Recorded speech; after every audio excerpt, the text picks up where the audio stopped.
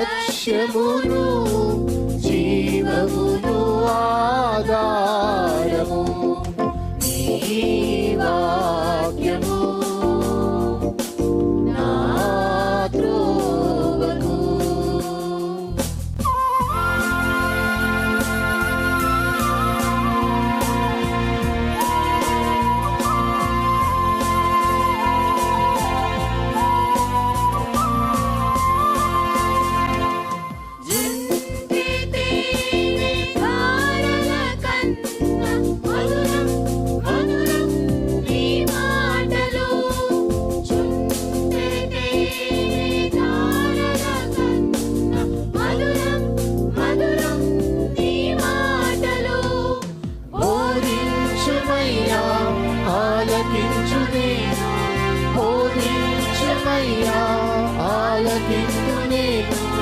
అనుసరింతునయ్యా ఆత్మశక్తితో, అనుసరింతునయ్యా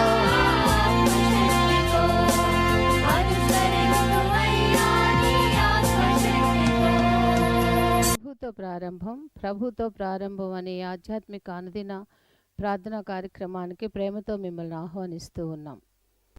మన జీవితానికి ఆదియు ఆధారమునైనటువంటి ఆ దేవుణ్ణి మొదట మరణించుకున్నట్లయితే ఆ దినమంతయు ఆయన కృపాక్షేమములే మన వెంట వచ్చును. మొదట వేకునే లేవగానే మరి నీతిసూరుడైనటువంటి ఆయనని చూద్దాం, ఆయన మనలనైన స్వరాన్ని మనం విందాం. మన జీవిత కాలం అంతయు ఆయన ఆశీర్వాదములు దీవెనలు మన మీద కుమ్మరించును. యెషయి 65:24 మనం చూసినట్లయితే వారికి ఈలాగున జరుగును, వారు వేడుకొనుక మునుపు నేను ఉత్తరమిచ్చెదను, వారి మనవి చేయుచుండగా నేను ఆలకించెదను. మనవి చేయుచుండగానే ఆయన మన మనవిని ఆలకిస్తున్నాడు. కాబట్టి మరి ప్రతి దినము కూడా ఈ యొక్క అనుదిన ఆధ్యాత్మిక కార్యక్రమంలో మనం పాల్గొన్నట్లయితే మన జీవిత కాలం అంతయు కూడా ఆయన మేలులను మనం పొందుకోగలం, ఆ నిత్యరాజ్యంలో వారసులుగా మనము జీవించగలం. రండి, ప్రభుతో ప్రారంభం కార్యక్రమంలో పాల్గొనండి, ఆత్మీయ మేలులు పొందండి. దేవుడు మిమ్మల్ని దీవించండి. సమకూర్చుము తండ్రి క్రైస్తవ సభలో నైక్యతను, త్వరలో సమకూర్చుము తండ్రి. తమ ప్రియ కుమారుడు శ్రమలకు పూర్వము వమితాశక్తితో నడిగిన విధమున సమకూర్చుము తండ్రి క్రైస్తవ సభలో నైక్యతను, త్వరలో సమకూర్చుము తండ్రి.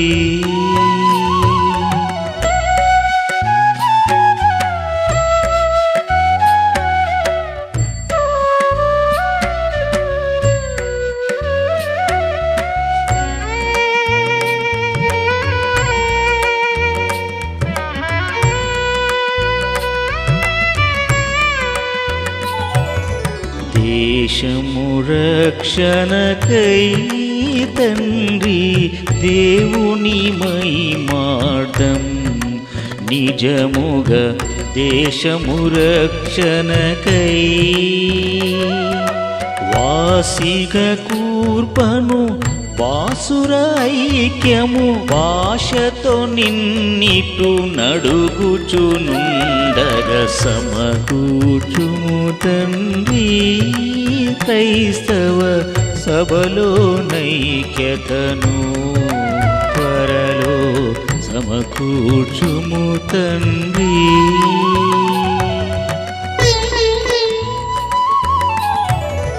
యేసుని నామమునన్ మమ్ముల నైక్యము చేయుమిక తండ్రి, యేసుని నామమునన్.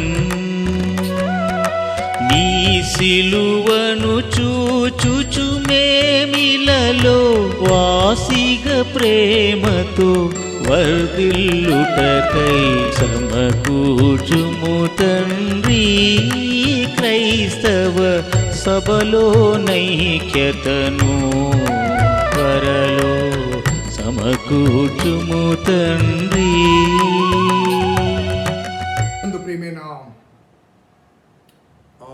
ప్రజలారా, మరొక నూతన దినమును దేవుడు మనకు అనుగ్రహించాడు. ప్రభుతో ప్రారంభం అనే ఈ ఆధ్యాత్మిక కార్యక్రమాన్ని క్రమము తప్పకుండా వీక్షిస్తూ ఆత్మీయ మేళ్లు పొందుతున్న మీకందరికీ ప్రభు నామమున శుభములు తెలియజేస్తున్నాను.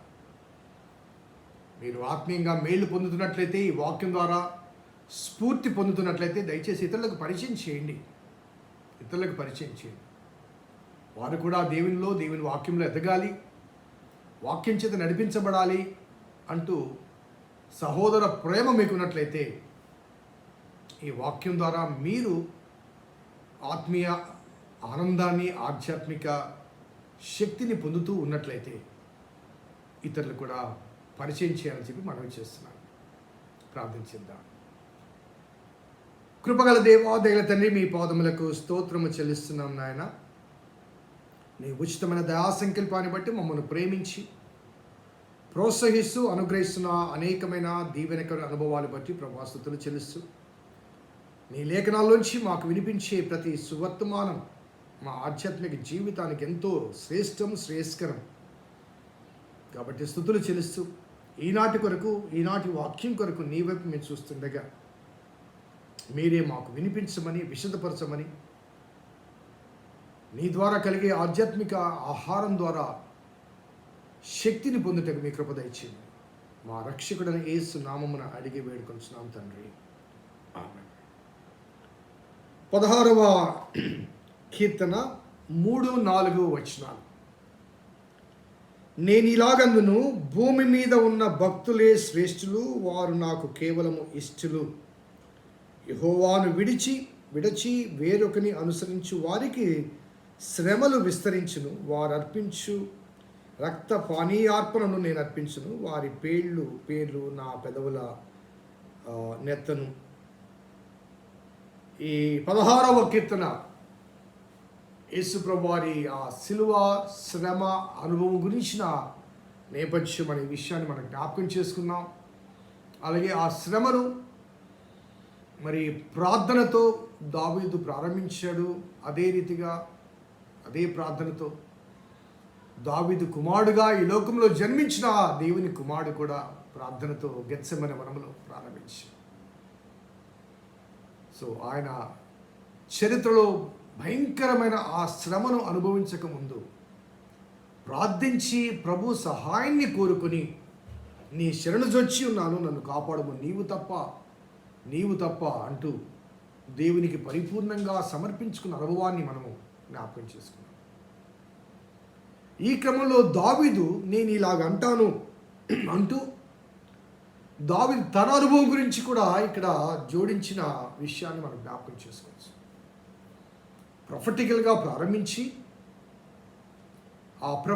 ఆ ఇన్ఫర్మేషన్ మనకు అందించక ముందు ప్రార్థించి, ఆ ప్రార్థించిన వెంటనే తన వ్యక్తిగత స్వీయ అనుభవాన్ని జోడించి,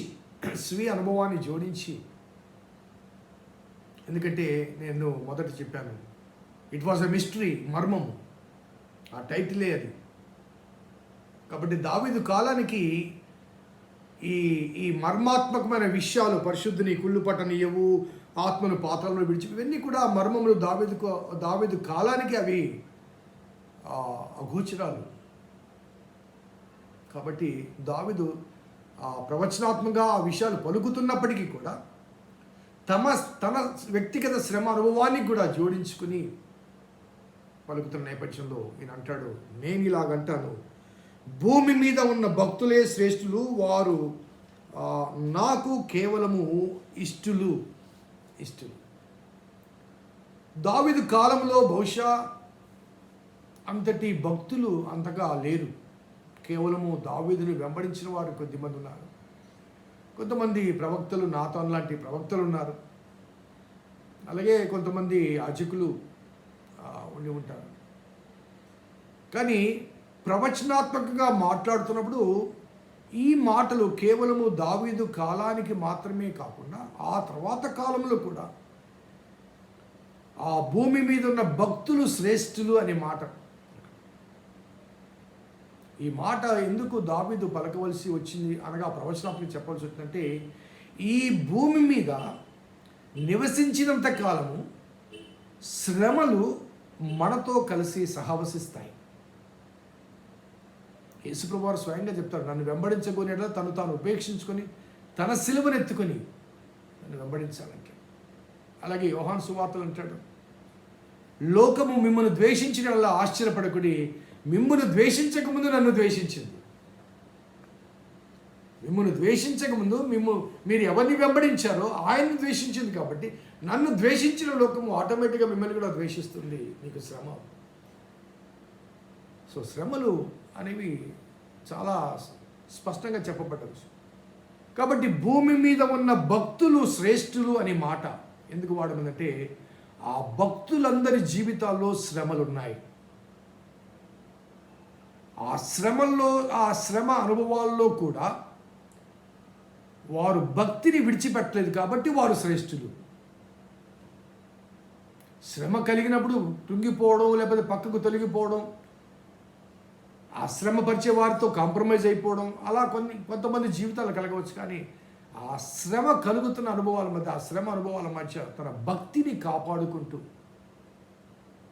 ఆదిమ సంఘ ఆ చరిత్ర ఒకసారి విశ్లేషిస్తే 8 సంవత్సరాల బ్లాండినా అనే గర్ల్ మొదలుకొని 86 సంవత్సరాల వరకు ఉన్నటువంటి ఆ సంఘ పితరులు వయసుతో నిమిత్తం లేకుండా వారు ఆ ప్రథమ క్రైస్తవ సమాజంలో ఆ రోమా సైనికుల చేత కానీ, కఠినమైన యూదా మత ఛాందసవాసుల బాధల ద్వారా కానీ ఆ శ్రమను అనుభవించినప్పుడు వారు శ్రమలో తమ విశ్వాసాన్ని కాపాడుకున్నారు కాబట్టి, తమ భక్తిని కాపాడుకున్నారు కాబట్టి క్రైస్తవ్యం ఈనాటి కూడా సజీవంగా ఉంది. ఒకవేళ ఆనాడే వారు క్రీస్తును విడిచిపెట్టినట్లయితే క్రైస్తవం ఏనాడో ఈ లోకాన్ని విడిచిపెట్టి ఉండేది. సో లివింగ్ రిలీజియన్గా క్రైస్తవం ఉంది అంటే దానికి కారణం ఆనాటి నుంచి ఈనాటి వరకు ఉన్నటువంటి ఆ భక్తుల జీవిత సాక్ష్యాలు, వారి జీవిత అనుభవాల్లో కలిగిన శ్రమలు, ఆ శ్రమ అనుభవాలు, ఆ శ్రమల్లో కూడా విశ్వాసాన్ని కాపాడుకుంటూ కొనసాగిన వారు. అందుకే భూమి మీద ఉన్న భక్తులే శ్రేష్ఠులు, వారు నాకు ఇష్టలు అంటాడు. దావీదు పలికిన ఈ పలుకులు కేవలము దావీదు మాత్రమే అనగా ప్రవచనాత్మకంగా చెప్పిన మాటలు కాబట్టి దావీదుకు మాత్రమే కాదు, ఆ శ్రమను అనుమతించిన దేవునికి కూడా వారు ఇష్టలు.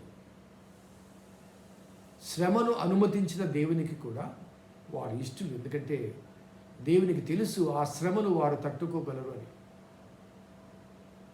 బెస్ట్ ఎగ్జాంపుల్ అంటే యోబే. యోబు జీవితంలో శ్రమను ఎవరు అనుమతించారండి? యోబు స్వాగతించినవి కాదు, యోబు పొరపాట్లు కాదు. ఆ శ్రమలు దేవుడు అనుమతించినవి, అపవాది చేత సవాలు చేసి దేవుడు అనుమతించినవి. కాబట్టి ఎంతమంది వచ్చినప్పటికీ ఆఖరికి స్వయం తన భార్య అతన్ని వ్యర్థంగా వ్యసనపరిచి మాట్లాడినప్పటికీ కూడా తన భక్తిని విడిచిపెట్టలేదు, విశ్వాసాన్ని వదిలిపెట్టలేదు. అలాగే నా శ్రమకు కారణము నాలోని అపవిత్రత అని కూడా ఒప్పుకోలేదు. స్నేహితులు వచ్చి నువ్వు తప్పుడోడివయ్యా అందుకే దేవుడు శిక్షిస్తున్నాడు అని చెప్పినప్పుడు కూడా హీ డి నాట్ యాక్సెప్ట్. నేను చేసిన పొరపాటును బట్టి దేవుడు నన్ను శిక్షించడం కాదు, దేవునికి ఇష్టమైంది కాబట్టి శిక్షిస్తున్నాడు. దేవునికి ఇష్టమైంది కాబట్టి శిక్షిస్తున్నాడు. కాబట్టి భూమి మీద ఉన్న భక్తులు శ్రేష్ఠులు, వారి నాకు కేవలం ఇష్టలు అన్నమాట. యేసుప్రభువు వారు కొత్త నిబంధనలో ఆ పర్వత ప్రసంగంలో మనకు మత్తయి సువార్తలో బాగా పరిచయమైన వాక్య భాగం. ఆత్మ విషయమై దీనులైన వారు ధన్యులు. మత్తయి సువార్త 5వ అధ్యాయము 3వ వచనం. ఆత్మ విషయమై దీనులైన వారు ధన్యులు, పరలోక రాజ్యం వారిదంటూ 9, 10, 11 వచనం చూడండి. నీతి నిమిత్తము హింసించబడువారు ధన్యులు, పరలోక రాజ్యము వారిది. నా నిమిత్తము జనులు మిమ్మల్ని నిందించి హింసించి మీ మీద అబద్ధముగా చెడ్డ మాటల్లా పలుకున్నప్పుడు మీరు ధన్యులు, సంతోషించి ఆనందించండి, పరలోకమందు మీ ఫలము అధికమగును. ఈలాగున వారు మీకు పూర్వముందున్న ప్రవక్తలను హింసించి. పరలోకమందు మీ ఫలము అధికమగునంటే వారు ఇష్టలు కాబట్టి. ఎందుకు ఇష్టలయ్యారంటే ఏ దేవుని నమ్మారో ఆ దేవుని కొరకు హింసను స్వాగతించారు. తమ భక్తిని విడిచిపెట్టలేదు, తమ నీతిని వదిలిపెట్టలేదు, తాము వెంబడించిన దేవుణ్ణి కాదనలేదు. భూమి మీద ఉన్న భక్తులే శ్రేష్ఠులు, వారు నాకు కేవలము ఇష్టలు అనే మాట. ఆ కొనసాగింపులో 4వ వచనం చూడండి. యెహోవాను విడచి వేరొకరిని అనుసరించు వారికి శ్రమలు విస్తరించరు. శ్రమ అనుభవాల మధ్య శ్రమకాలంలో ఈ శ్రమను తట్టుకోలేక దేవుని విడిచి దేవుని కాదని ఒకవేళ ఎవరైనా ఆ దేవుణ్ణి విస్మరించి విడిచిపెట్టి ఆ శ్రమ తప్పించుకోవాలని ప్రయత్నం చేస్తే ఆ శ్రమ వారికి సదాకాలం ఉంటుంది. ఆ శ్రమ వారికి సదాకాలం ఉంటుంది. అంటే ఈ లోకములో నీవు శ్రమ తప్పించుకోవటానికి దేవుణ్ణి విడిచిపెడితే ఈ లోకాన్ని విడిచిన తర్వాత నీ జీవితాంతం నీకు శ్రమలే, అగ్నిగుండమే కదండి. స్వల్పకాల శ్రమల కొరకు దేవుణ్ణి విడిచిపెట్టి శాశ్వత కాల శ్రమను నువ్వు స్వాగతిస్తున్నావేమో ఒక్కసారి ఆలోచించాలి. ఈనాడు ఒక శ్రమానుభవం నీ ప్రాణం పోవచ్చు, ఈనాడు కాకపోయినా రేపైనా పోతుంది. స్టెఫెను ప్రాణత్యాగం చేశాడు, చంపబడ్డాడు. ఒకవేళ స్టెఫెను చంపబడకుండా కాంప్రమైజ్ అయ్యింటే ఇంకా కొంతకాలం 50, 60, 70 సంవత్సరాలు లేకపోతే 100 సంవత్సరాలు బతికి ఉండేవాడు. ఆ తర్వాతనే చనిపోయేవాడు కదండి. ఆ తర్వాత కొంచెం చనిపోయేవాడు కదా. కాబట్టి ఆ దేవుని ఆ శ్రమను బట్టి దేవుని విడిచిపెట్టినంత మాత్రం నీ ప్రాణాన్ని కాపాడుకోగలవా? కాపాడుకోలేవు. కొంతకాలం ఎక్స్టెన్షన్ అవుతుందేమో, కానీ there is a day we need to leave. కాబట్టి అక్కడ రాయబడ్డ మాట, యెహోవాను విడిచి వేరొకరిని అనుసరించి వారికి శ్రమలు విస్తరించును అంటాడు. శ్రమలు విస్తరించు. సో ఆ శ్రమ, ఆ కంటిన్యూటీ ఆఫ్ ది సఫరింగ్ అనేది తప్పించుకోవాలంటే ఇక్కడ తాత్కాలిక శ్రమను మనము స్వాగతించాలి, అనుభవించాలి, భరించాలి. దాని కంటిన్యూషన్లో అంటాడు ఆయన, వారు అర్పించు రక్త పానీయార్పణను నేను అర్పించును, వారి పేర్లు నా పెదవులను ఎత్తును. రక్త పానీయార్పణం అంటే వారు అర్పించు అంటే దేవుని విడిచారు. ఎందుకు విడిచారంటే దేవుని పేరిట వారికి కలిగే ఆ శ్రమలు తట్టుకోలేక విడిచిపెట్టారు. విడిచిపెట్టినప్పుడు వారికి భౌతిక సంబంధమైన లబ్ధి కలిగింది. బహుశా దేవుడు నా దేవుడు కాదు, యేసయ్య నా దేవుడు కాదంటే నీకు ప్రమోషన్ కలగొచ్చేమో, పదోన్నతి కలగొచ్చేమో, ఆస్తి రావచ్చేమో, ఐశ్వర్యం రావచ్చేమో, బాగా సంపాదించవచ్చేమో. కానీ దేవుణ్ణి కోల్పోతున్నావు కదా, దేవుణ్ణి కోల్పోతున్నావు కదా. ఒకసారి ఆలోచించండి. వారు అనగా చాలామంది నేటి కాలంలో ఈ రక్త పానీయార్పణం అనే మాట మనం ఆలోచిస్తే, సో ఆ దేవుణ్ణి విడిచిపెట్టి, దేవుడిని వదిలిపెట్టి, లేకపోతే దేవునికి భిన్నమైన రీతిగా ప్రవర్తించి వారు సంపాదన నుంచి అక్రమంగా సంపాదించి నిలువు దోపిడీ ఇస్తుంటారు. చూసారా? నిలువు దోపిడీ అంటే bribing God after doing all this non sense in this world. వెళ్ళి దేవుని దగ్గరికి వెళ్ళి ఇంత పడేయాలి, మూటలో పడేయడం, అటువంటిది పని నేను చేయను. రక్తం పిండి వసూలు చేసామంటుంటా. చూసారా? రక్తం పిండి వసూలు చేశాను. అటువంటి వారితో నేను సమకూర్చబడను, అటువంటి వారితో సమవుజ్జిగా ఉండను, అటువంటి వారితో నేను సహవసించను, అటువంటి అర్పణ నేను చెల్లించను. వారి పేర్లు కూడా నా పెదవులు ఎత్తున్నట్టు, ఆ పేరు కూడా నాకు ఎంతటి confirmation, a deep confirmation of his faith.